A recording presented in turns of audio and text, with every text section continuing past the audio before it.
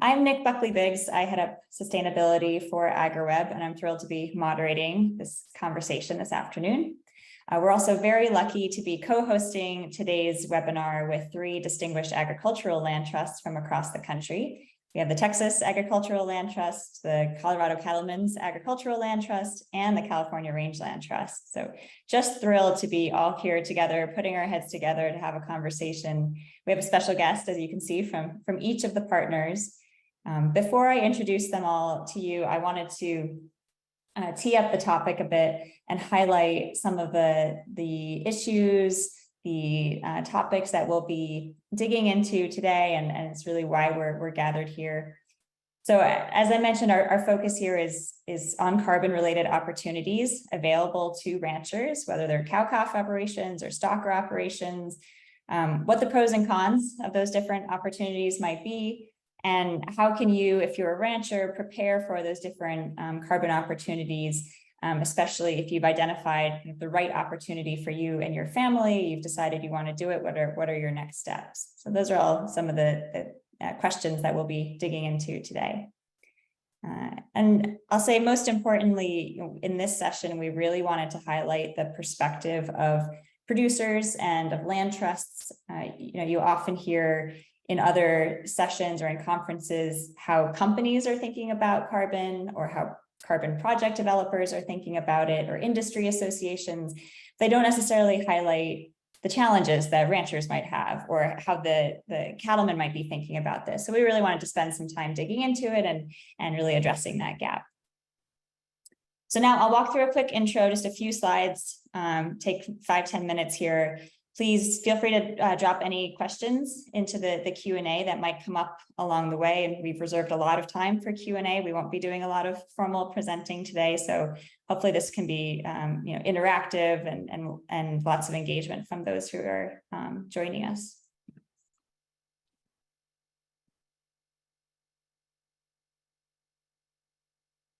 So if anyone's on who joined us for the first clearing the carbon clutter webinar that we hosted earlier this year, you've seen these slides before. Hopefully you can still take away something from them, but I want to run through quickly kind of the state of the industry today and what ranchers should be thinking about when it comes to carbon. So grazing operations in the US, 70% of the greenhouse gas emissions coming from the beef sector are taking place at the cow-calf level. That's where cattle are spending most of their time. So that's where the biggest part of the carbon footprint is. That's really why we're here today to focus on, well, what are the opportunities at this stage of the supply chain at the farm level?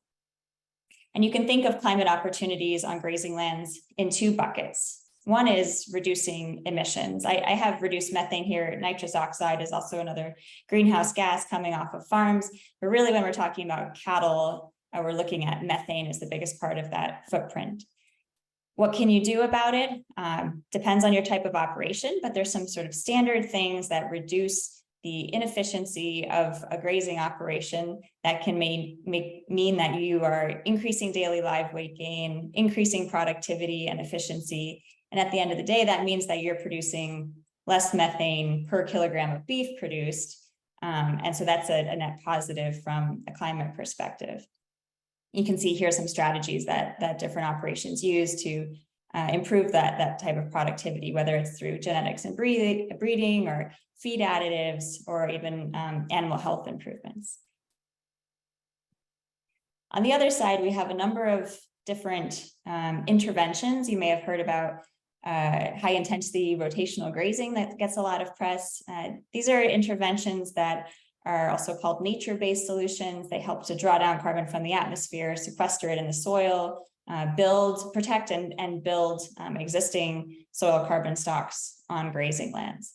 The more that we can do that, the more that we're offsetting the methane, and the closer that we can get to a low carbon or a net zero product, which a lot of people are thinking about now. So that's all well and good. But if you're a rancher and you're thinking about these kinds of interventions or practices, some people call them climate smart practices. It's one thing to be interested in adopting them, but how can you be paid for adopting those practices? What do they really mean for your bottom line?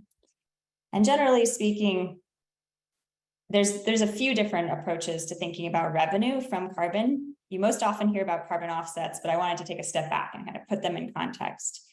I think of carbon-related revenue to ranches in 4 different categories. The first is carbon government programs around carbon. So it might not even be a program that's necessarily focused on carbon. It could be like a farm bill, an EQIP, for instance, that's helping to fund cross-fencing. Well, you might be using that cross-fencing for rotational grazing, for carbon. These are sources of funding or co-financing for climate smart practices. The second category is where you hear about carbon offsets. These are formal ecosystem service markets, or what they call credit markets, whether it's biodiversity credits or carbon credits. That's another way that producers can generate revenue from improving the carbon on their landscape over time. A third bucket is price premiums. This has to do with branding a product as being low carbon, let's say. So you might have a certification, you might be selling something direct to consumer, you're earning a premium because it's raised more sustainably or in a low carbon way. And then carbon insetting also fits in this category, which I'll get to in a second. The final category here is finances, and this is where producers can talk to their lender and potentially get improved financing rates or green loans because they're doing something around carbon or climate. And that's something that banks and lenders are increasingly interested in now. So just to go one layer deeper on a couple of these, in the government programs category, a big development we've seen is with the USDA Climate Smart Partnership grants. So I'll highlight that here. This is an unprecedented level of funding coming from the federal government, from the Biden administration, to invest in climate smart practices across croplands and grazing lands in the US.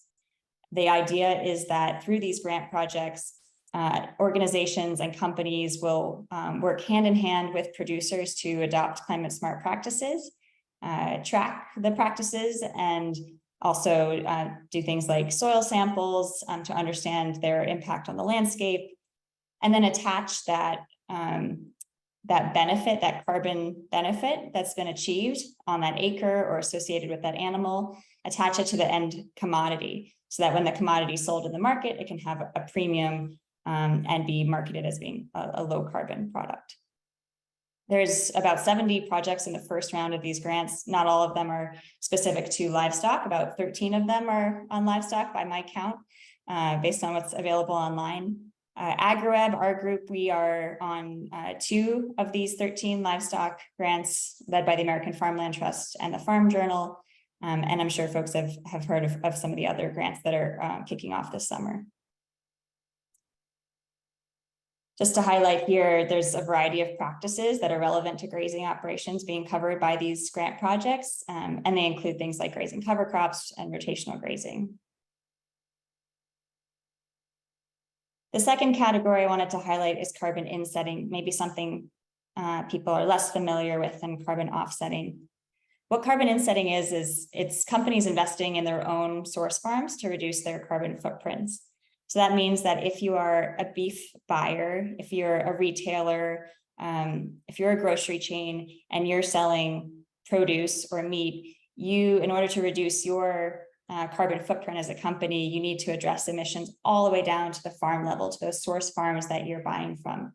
This has not been done in the past, but it's something that companies are increasingly looking to do because they've created really ambitious commitments around climate. And these are the net zero targets that basically, the majority of the publicly traded and large consumer packaged goods companies, food and beverage companies are making. They're typically committing to a 2030 reduction in greenhouse gas emissions, say a 30 or 40% reduction in their emissions by 2030, and then also net zero by 2040 or 2050. So really ambitious targets. And in order to achieve them, these companies need to know what's happening at the farm level and actually make progress in the carbon footprint at the farm level. The standard for these companies to report on carbon and greenhouse gas emissions towards their net zero goals is the Science Based Targets Initiative that's run by WWF. And this protocol for the first time requires farm level data to support the tracking of what they call scope 3 emissions. That's the emissions of the purchased goods that a company is selling down to that farm level. And it requires data like livestock numbers, feed, fertilizer, tillage. This is called data in the world of sustainability reporting. If you're a producer, if you're a rancher, this is ranch records, right? This is the kinds of things that you might be tracking for economic reasons or employee management reasons, things like your grazing records, for instance. The last thing I'll touch on is there's a key trade-off that producers are often, I should say, not aware of when I talk to them, which is if you sell a carbon offset, you cannot also sell low carbon beef. It's a trade-off. You can do one or you can do the other. And the reason for that is that once you've sold a carbon offset to a fossil fuel company or a technology company, to a different industry outside of agriculture, they now have the right to claim that carbon benefit, and they take the carbon off their own balance sheet. That means that you as a producer can't claim that carbon progress towards your own livestock or your own acres because you've sold it beyond your supply chain. Now, that said, there are still reasons why you might want to do an offset project. So to highlight a couple of things on both sides, both offsets and insets, pros and cons. On the offsetting side, basically an offset is a permit to pollute. It's equivalent to 1 ton of carbon equivalent wherever you are in the world. The benefit of these carbon offset programs is they're already being implemented. They are already today paying producers for carbon sequestered or carbon emissions, such as methane, avoided. They do have challenges, however. There's issues around permanence, how long the carbon stays in the soil at different levels. There are questions around additionality, which has to do with, well, did that carbon project make a difference at all, or was it going to happen anyway on that farm or ranch?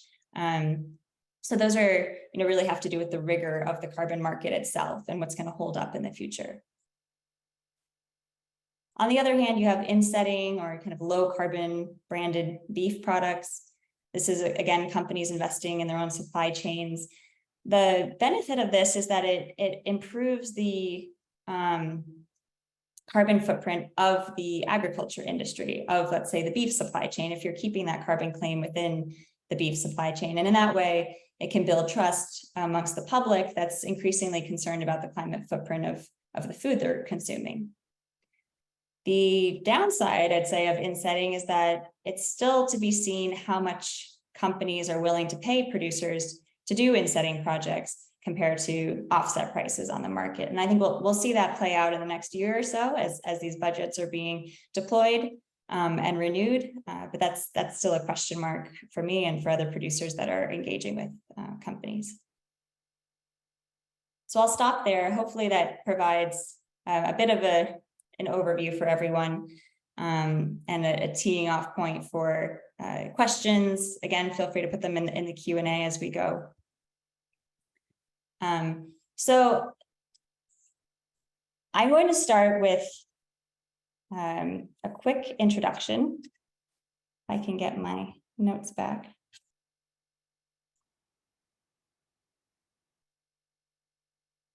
And I'll just say that we're lucky to have with our speakers today 3 pretty different perspectives. And I think we'll tee this up as a little bit of a debate.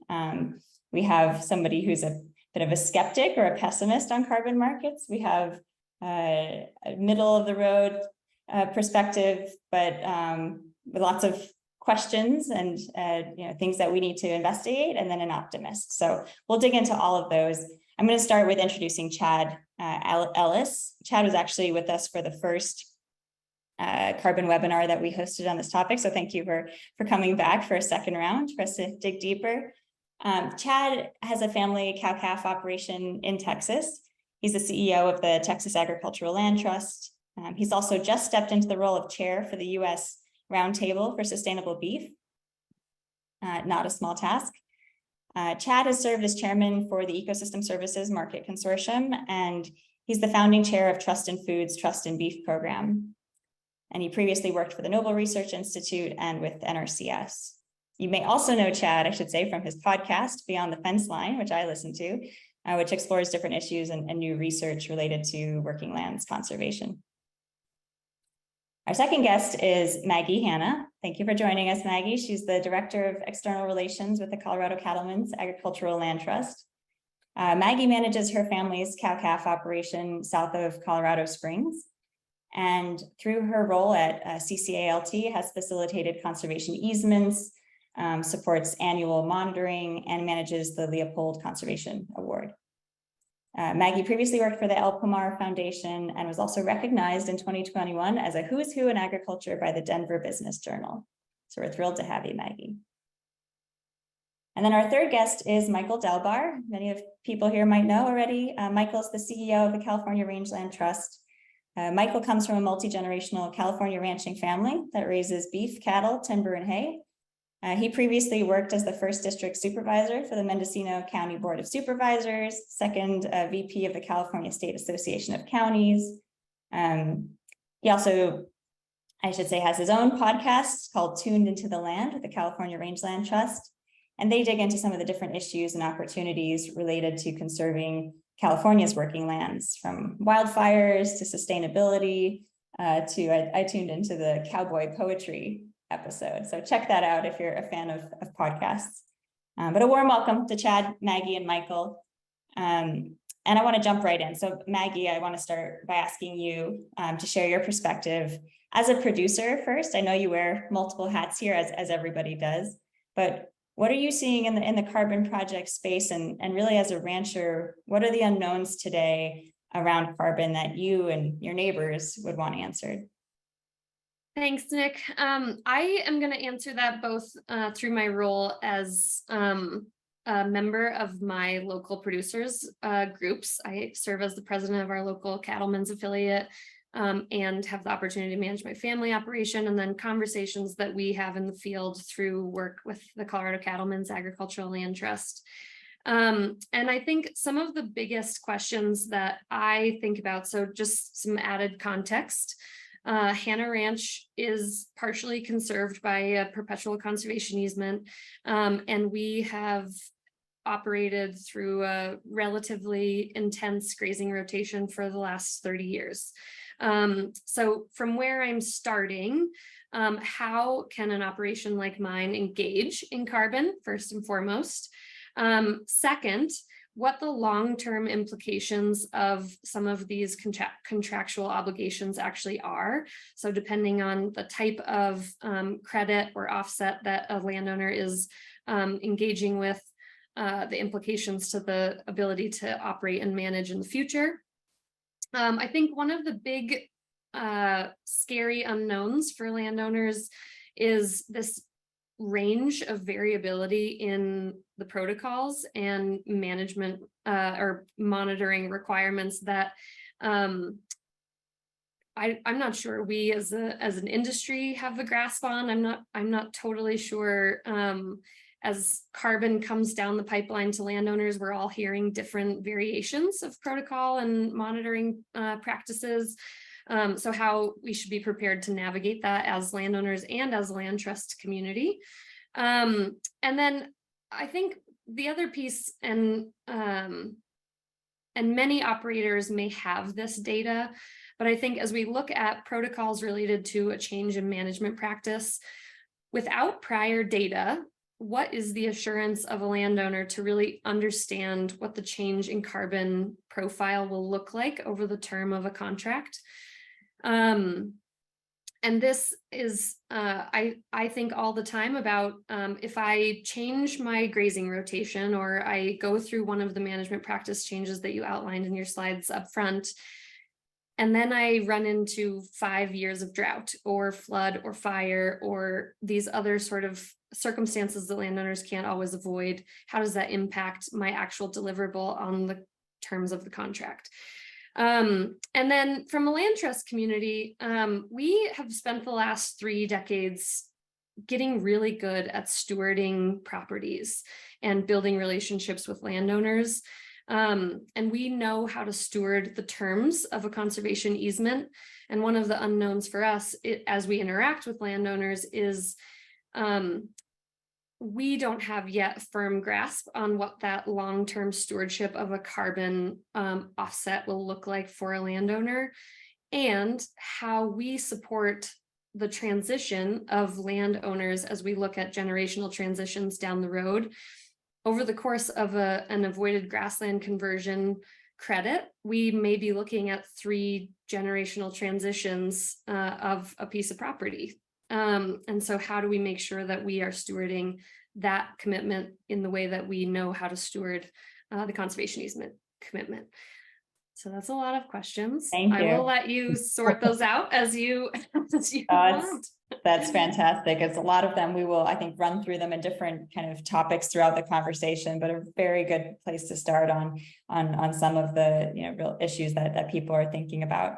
I want to start with one of the topics you mentioned, which is avoided conversion and monitoring easements. And maybe the framing I'll put out here is that there's maybe 3 categories of carbon projects we can look at. There's carbon sequestration, there's avoided emissions, related carbon projects, and then there's avoided conversion. And maybe I'll turn it over, Michael, to you in this case to talk about avoided conversion, broadly what conservation easements are for those on the line who maybe aren't familiar with them, and what all do they have to do with carbon offsets and the topic today. Would you dig into that one for us? Sure, Nick. And this raises one of the big challenges for us, or for as I see it. And if somebody has to guess, I'm the pessimist that you mentioned earlier, the panelists. So, we have 377,000 acres permanently conserved across California. That's 85 ranchers that have taken the step to permanently conserve their working private rangelands. They stepped up and did the right thing. As they look forward, they took a bite at that apple, that easement apple, and they were paid or received some benefit for doing that financially. So how else can they receive, as we go down the line, generational additional compensation for doing those right things? Well, they did that already and participate in a carbon rangeland or grassland carbon project. They're not eligible. So they're getting penalized for already doing that right thing. Now, to go forward, you'd have to do an easement and protect that permanently, and then do those additional practices, as Maggie talked about, to sequester more carbon. But in a good example, our family acquired a ranch a couple of years ago, 2-3 years ago, that, well, to put it politely, needs some loving. And we're making the investment into that property by doing the cross fencing and the troughs and the water systems to do those improvements. But if we do that today without a carbon contract, and we decide to do a contract 5 years from now, did we just shortchange ourselves? Or do we wait 3 or 4 years, do the contract then, and then take advantage of that monetary gain, but we haven't done the right thing for the ranch or the right thing for the property in that interim period? So those are the questions that I'm still struggling with. I'm trying to find a way that we can provide additionality financially to our landowner partners, but is this the right time, the right answers through the grassland program? That's where we're trying to figure out as well. Right.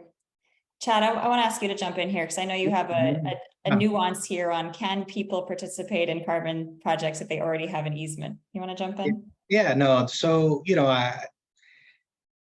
I think for these marketplaces to really move forward, right, we have to figure out, some of the pinch points around additionality, and how do we, those early adopters, innovators, how do we still, capitalize and are able to be part of that marketplace, right? And so those are key. I think some things that are,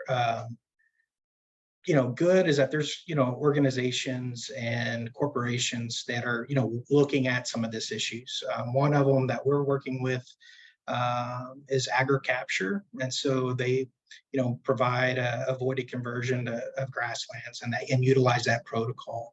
But one of the things that's exciting and what they're looking at is kind of a novel, is looking at, depending on how that conservation easement is written and what's required in that easement, just because it has an easement doesn't necessarily mean that it's carbon friendly, right? I mean, they could still plow and things if they don't have a sod busting clause in that easement. And so what we're looking at is opportunities to easement holders that we do have, and depending on how the language is that we can actually go and amend that conservation easement, add language or, kind of around this carbon aspect where they can't plow, they'll have to keep grasslands, and then they would be eligible for some of these opportunities. So that's a way, and it's one, option for some of our easement holders to still have opportunities moving forward. I think one of the things, and I think all three of us, on this call from the Land Trust, is that we're very cautious in the way we write our conservation easements. We want to make sure that, whatever the future may have, and, beyond carbon, even of biodiversity and water markets and ecosystem service markets available in the future, that we can still capitalize and provide those, opportunities back to those landowners. So just because, and we're forward thinking about that. So I think these are all challenges, but I think there's ways around those challenges and enough to kind of move forward. But I think one of it, Nick, and you kind of brought this up, is, starting that conversation even with the corporate side for them to understand, because a lot of times that's some of the issue. I think, Michael, is the misunderstanding. They think because it's a conservation easement, then, it's everything is taken care of, and, it's already, and not fully understanding the language and some of these other pieces that we can still stack and still provide value through the whole industry as a whole.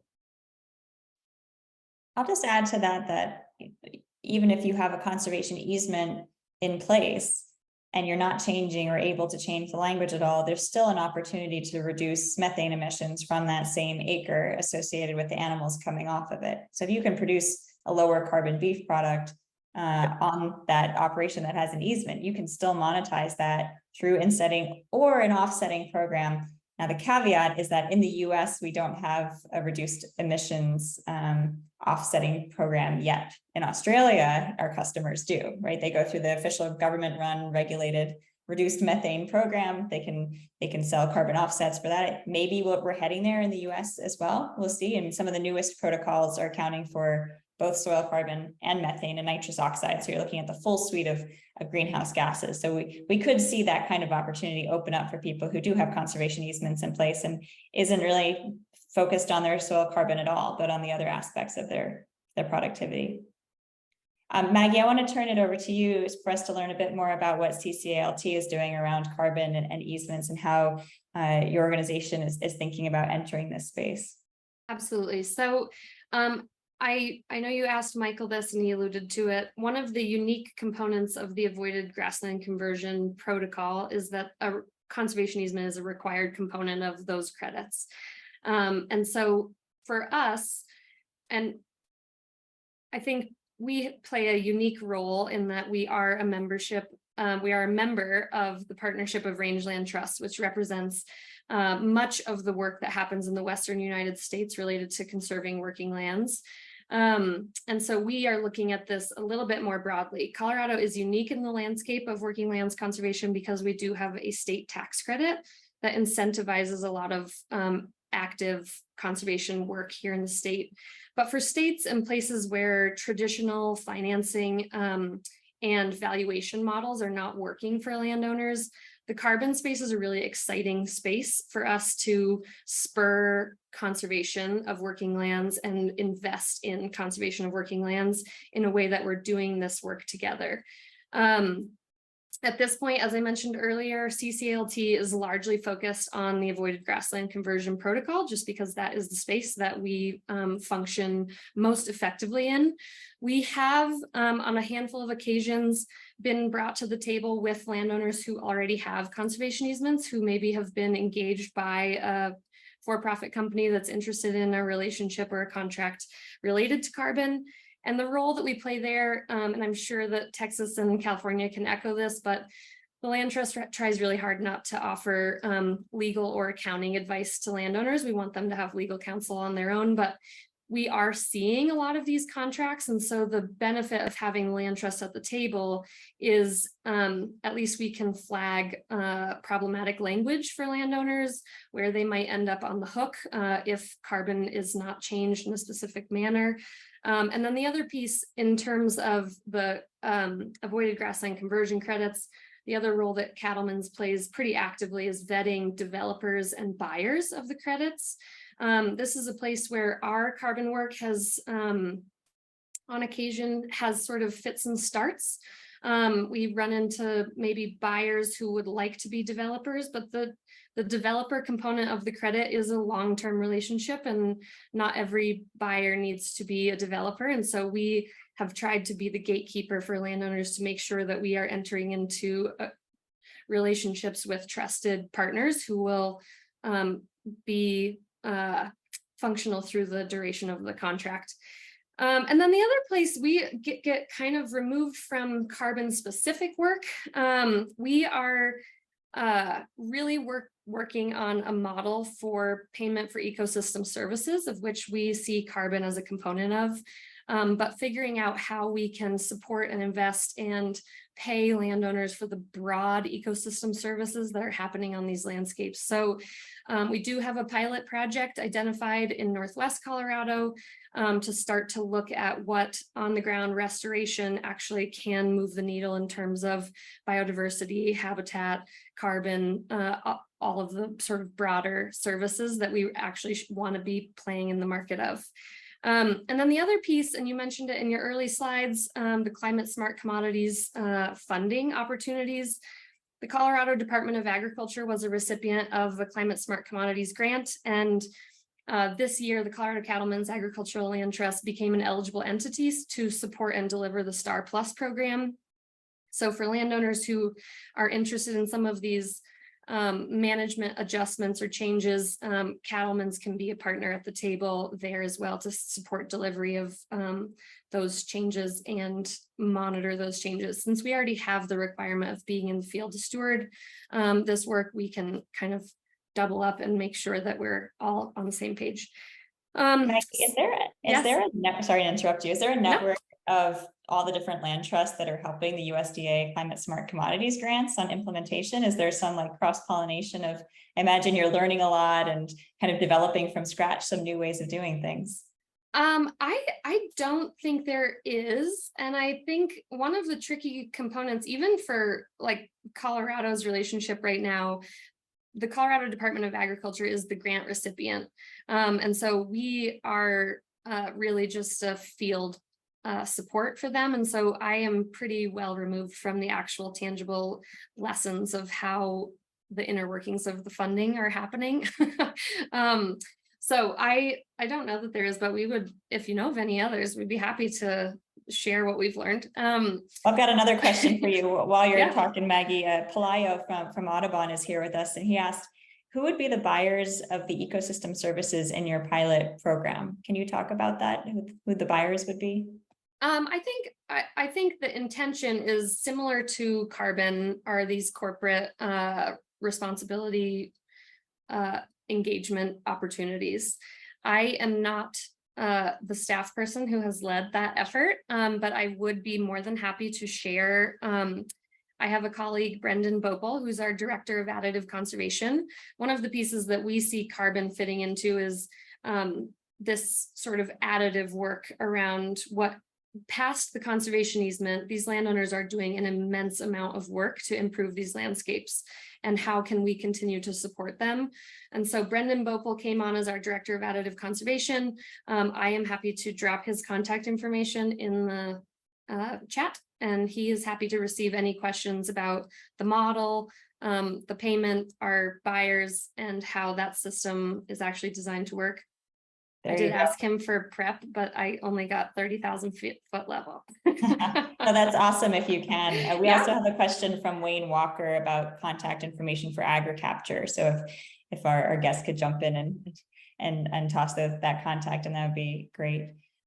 Michael, I want to turn to you. I'm hoping you can share with us your thoughts on some of the barriers for seeing grazing operations participate in carbon programs, and specifically reflecting on your own experience on your home ranch with the forestry carbon program that you've done. Can you talk about kind of broadly how that unfolded? What were your reflections looking back on it, kind of a personal perspective, what it's like to participate in a carbon project? Sure. Before I do that, though, I want to just tag on to Maggie's comments about the ecosystem services side of it. Yeah, go ahead. As both Texas and California and Colorado and my math is right, 6 other states are all members of PORT. And we've had that conversation, continue to have that conversation on how to monetize that. California Rangeland Trust contracted with UC Berkeley a few years ago to do a study on monetizing those ecosystem services provided by these conserved ranches. And they looked at 306,000 acres of our portfolio, and using very extensive data came up with an annual benefit to Californians just on that 306,000 acres of $1.4 billion a year. That's how valuable these systems are to folks in all of our states. So finding a way to monetize that and getting some return back to those landowners that are doing the right thing. That's what we're trying to do, is how do we get them to be paid for the work that they're doing, the investments that they're making in those working lands that benefit everybody. Mm-hmm. So I wanted to get that in why I could there to tag on. You're here. Thank you. Yeah. In terms of barriers, our family is, like I said, we raise timber as well, and we are in the regulated, the forestry carbon program, and that has a finite start and stop. It's a 100-year commitment. We are 5 years in. We'll be 5 years in at the end of this year. We partnered with an outfit that came in and they made the investment in getting us approved, getting us through the California Air Resources Board program. We got approved, and that was not an easy lift. To tag on to that, we lost 50% of our timberland in a wildfire in 2018, further complicated the situation. That for the first 5 years in our contract, they had the ability to, they had the right to sell the credits and take a percentage to recoup their investment. That 5-year period is up at this in the end of this year. They are not interested in renewing. So getting back to is an organization going to be around long enough to see you through this contract? In this case, the organization may be there, but they don't want to continue working with us. Mm-hmm. So now we have to learn how to market those credits on our own or find another partner to do that. So that's a huge education for us that we're going to have to be getting into as we get closer to the end of the first 5 years of that program. But like I said, that we know in 95 years from now, the program's done. Now, Chad can correct me if I'm wrong, but my understanding is on the grassland contracts, that 100-year period doesn't start until you decide you want to end what you're doing.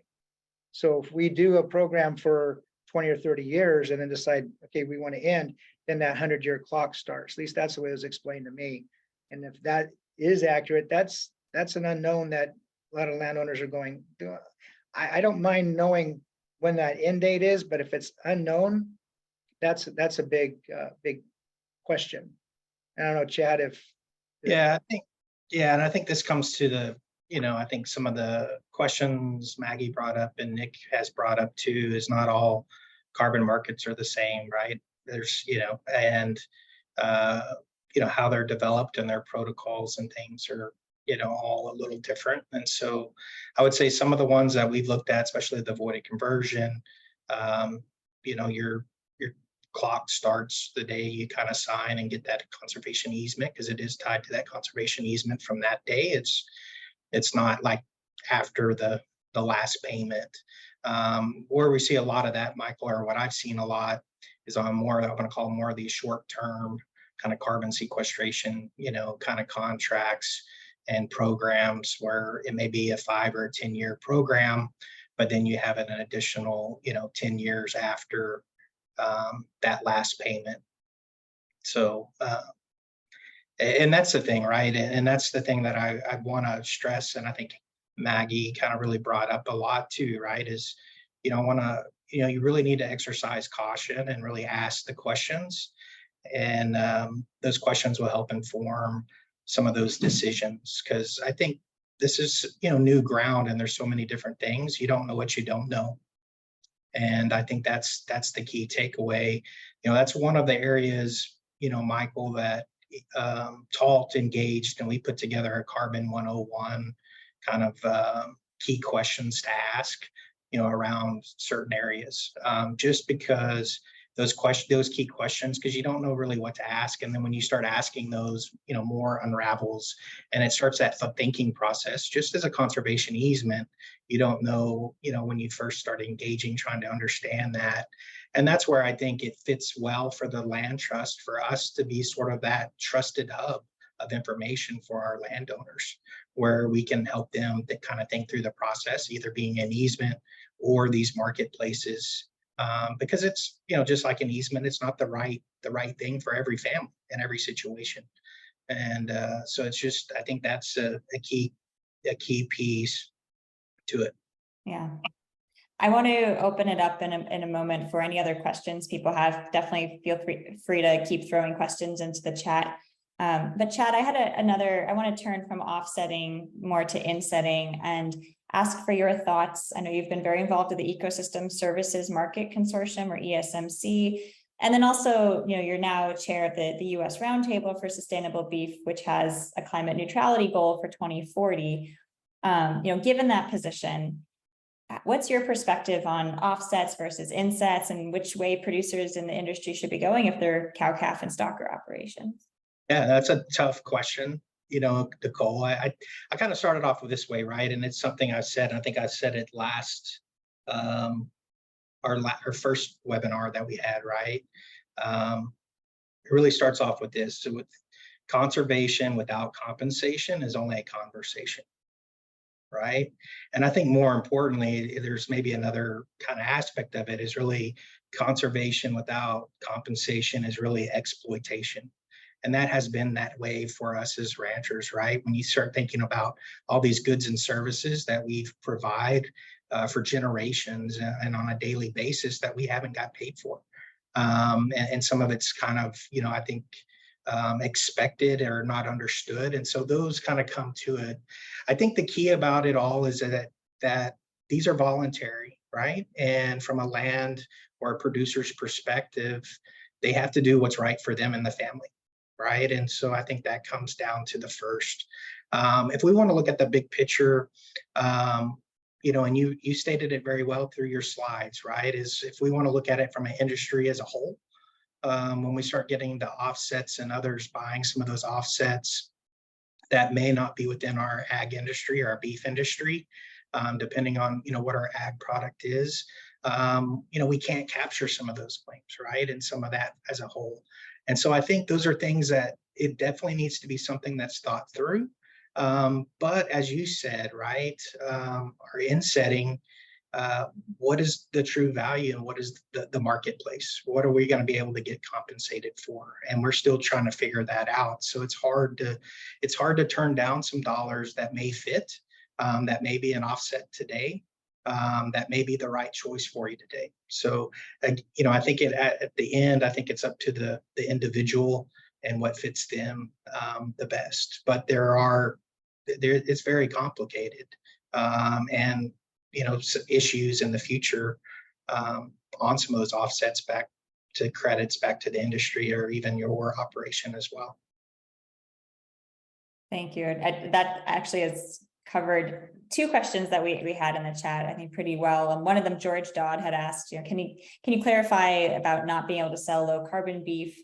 If you switch to cover cropping and rotational grazing as a means of sequestering carbon, can you still bring the beef to market? So I'll just clarify there in my statement is you can't do that and then sell an offset and also sell low carbon beef at the same time. You've adopted these practices, you've documented that there's a better carbon footprint there. That's when you need to decide which market to go into, the insetting market or the offsetting. And then we had an anonymous attendee say or ask, do you see protein procurement professionals, beef buyers, valuing beef raised on ranches that are validating their practices and outcomes for carbon sequestration or conservation in general? Can producers leverage participation in these programs to get better returns for their cattle, as well as for the benefits of their land?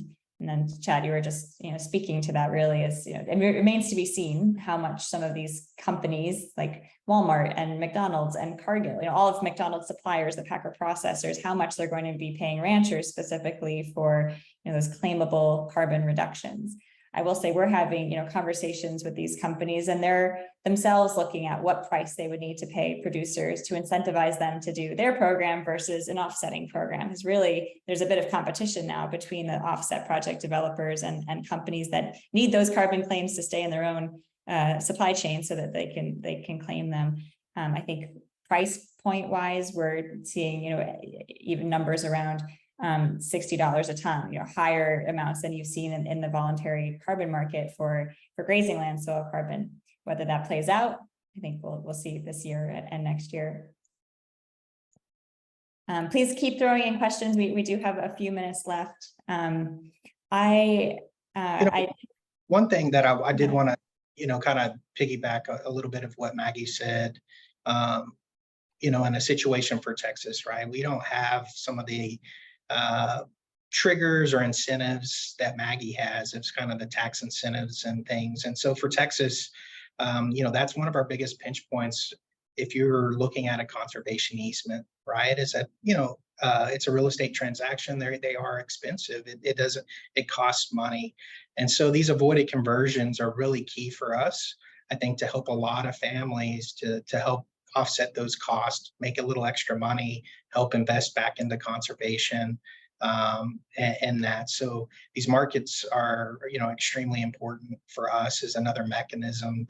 And then also on those, a few that we are able to gain some dollars, maybe through a NRCS, through their ag land easement program, we can stack on top of that these avoided conversions.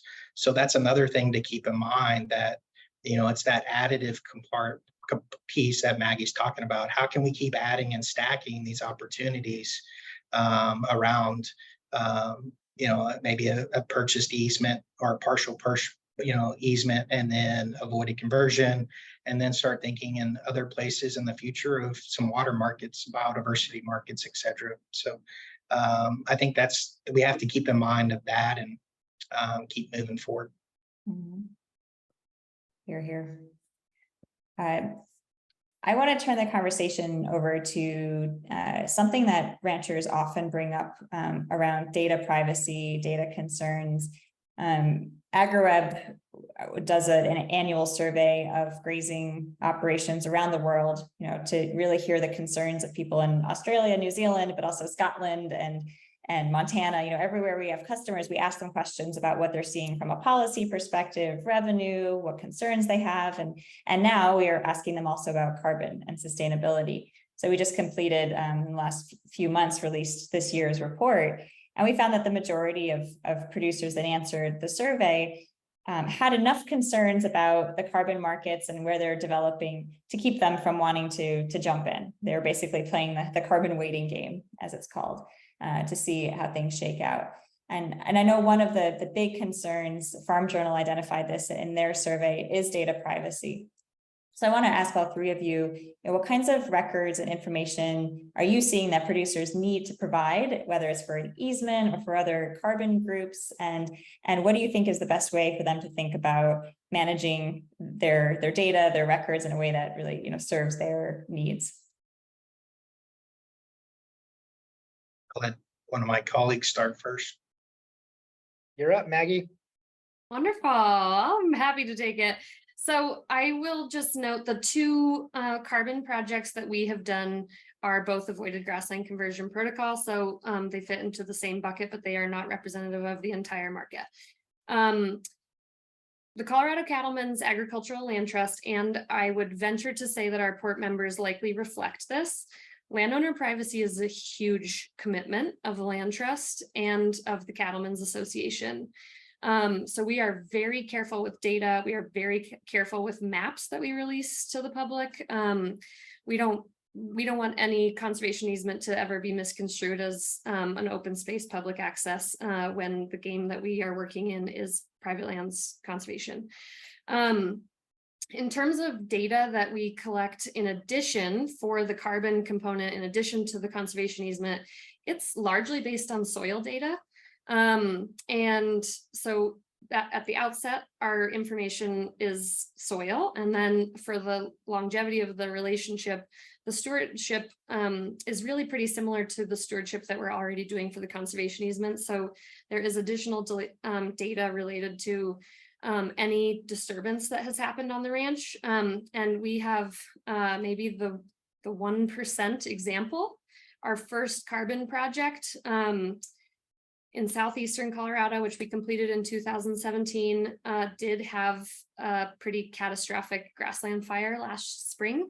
And so we actually are in the process of learning what that actually means.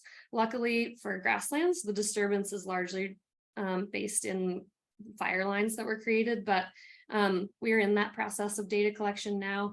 But I would say data collection is not far and away much more than what the conservation easement does, which is why these pair so nicely. So I think that's the bulk of the answer for you there. Thank you. Michael, Chad, do you want to jump in on this? Yeah, I'll just go ahead, Michael. No. Oh, please. I'll just echo Maggie's comments about the respecting the privacy. We get criticized at Rangeland Trust constantly about not releasing our maps, the data around these easements. These are private working lands, and we greatly respect that. That said, having, just from a ranch standpoint, having as much data as possible, making those decisions is really critical. Even if it's not used externally and just used internally to manage those operations, that's really important. And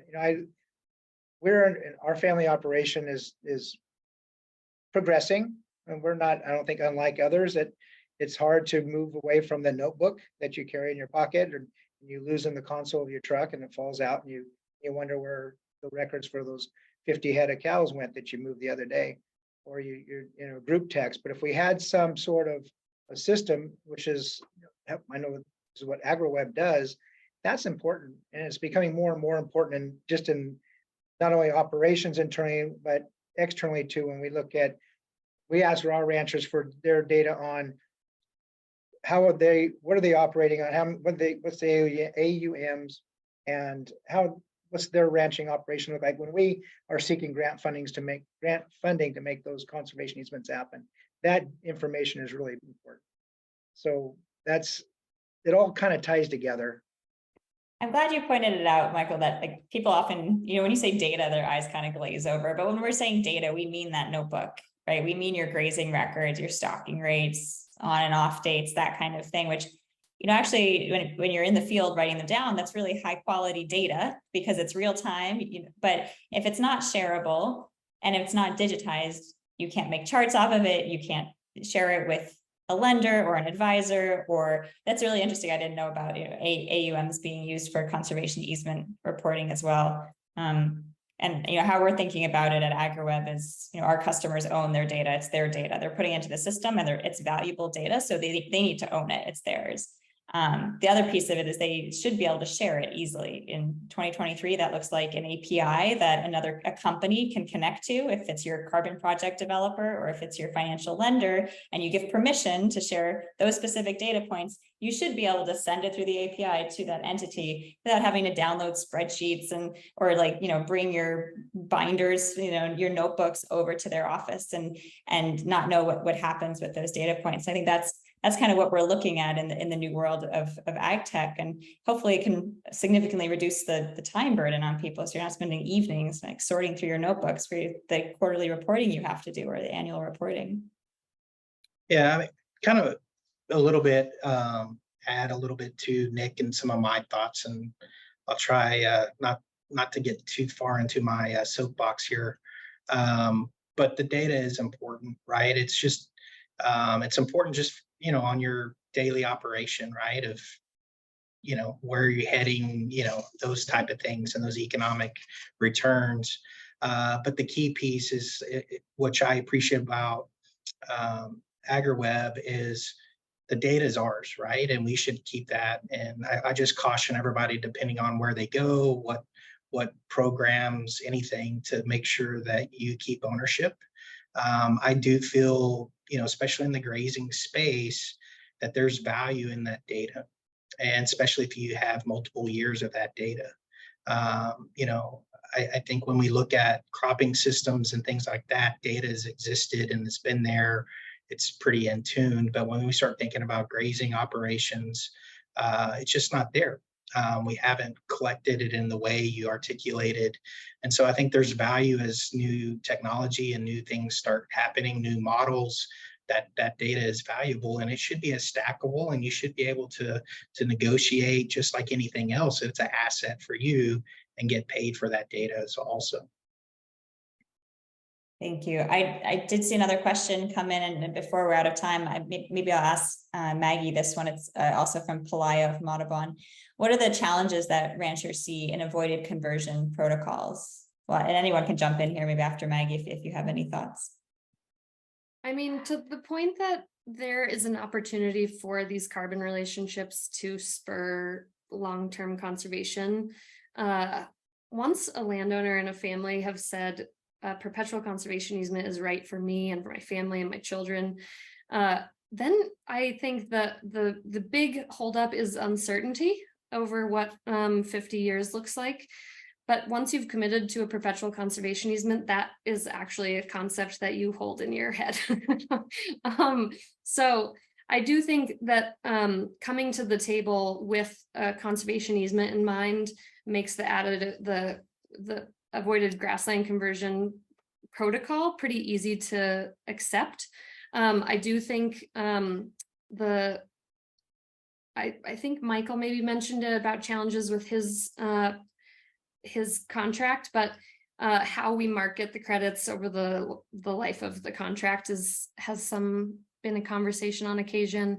And then now we are learning what we do when we have fire. So those are the pieces that I would say are most relevant to landowners at this point. But once you've committed to conservation and it is a good fit for you, I don't think there's a huge holdup for the carbon. And I think the biggest challenge actually for the land trust to support landowners in the space is making sure that the avoided conversion protocol works for landowners. It's all based on soil data. I will just note this is something that CCLT worked really hard on. We have an active project right now. Webb soil survey, or the NRCS soil surveys, were dated 1940. And so on the carbon maps, it looked like nothing, stopped right on the county line. So we have worked intimately with NRCS to get those soil surveys updated so that they would reflect what is presently on the ground. So that's maybe a holdup.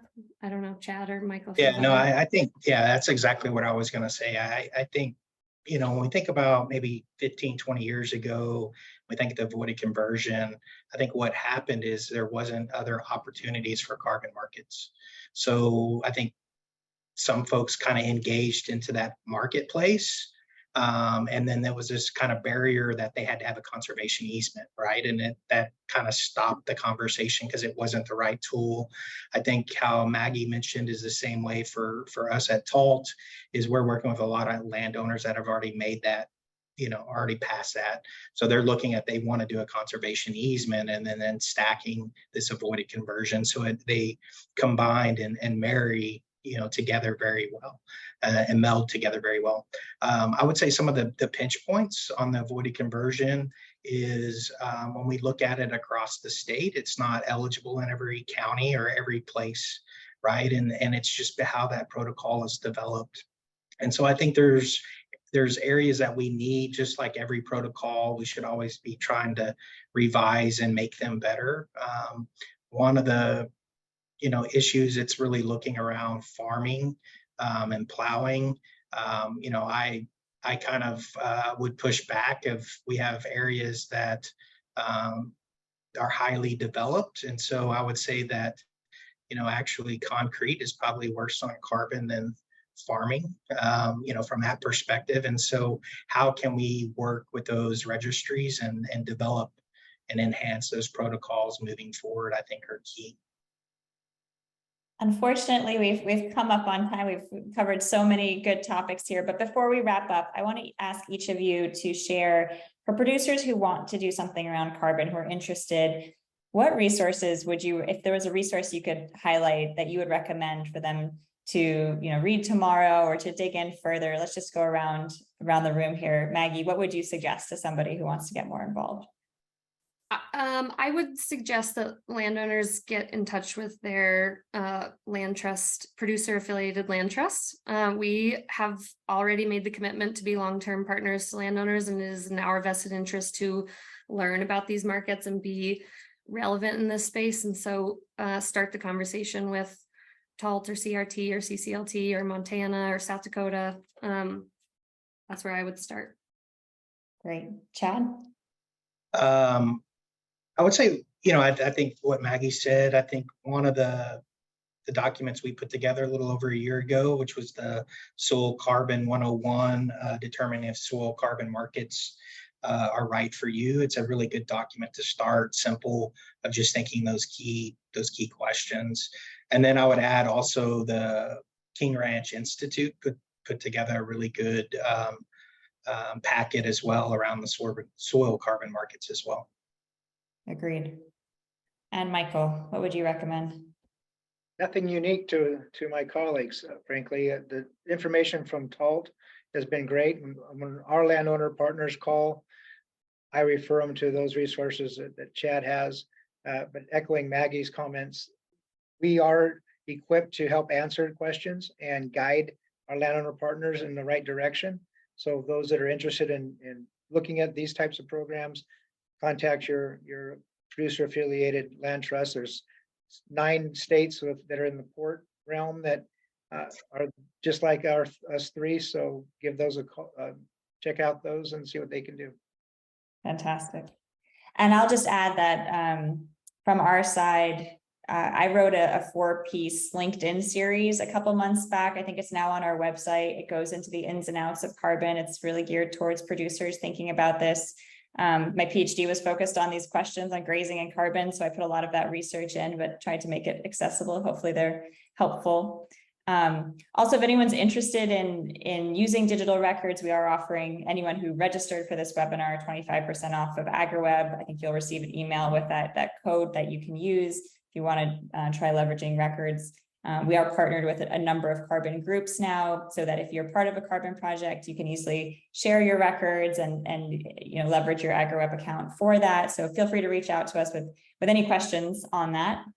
I want to thank everyone for joining us today, for the good questions, for our guests and your time and sharing your perspective. This has been really rich conversation and follow up to the first. I'd recommend, if anyone didn't join us for the first carbon webinar with Chad and Kevin Kester, that you also check out that one. I think it's on our website and on YouTube with NCBA. They hosted that one. And hopefully everyone can leave with something interesting to mull over this week. If you have any future suggestions of topics we should cover or explore in future webinars, you can reach out to me at sustainability@agriwebb.com. And otherwise, thank you so much again for joining us, and have a good evening wherever you are.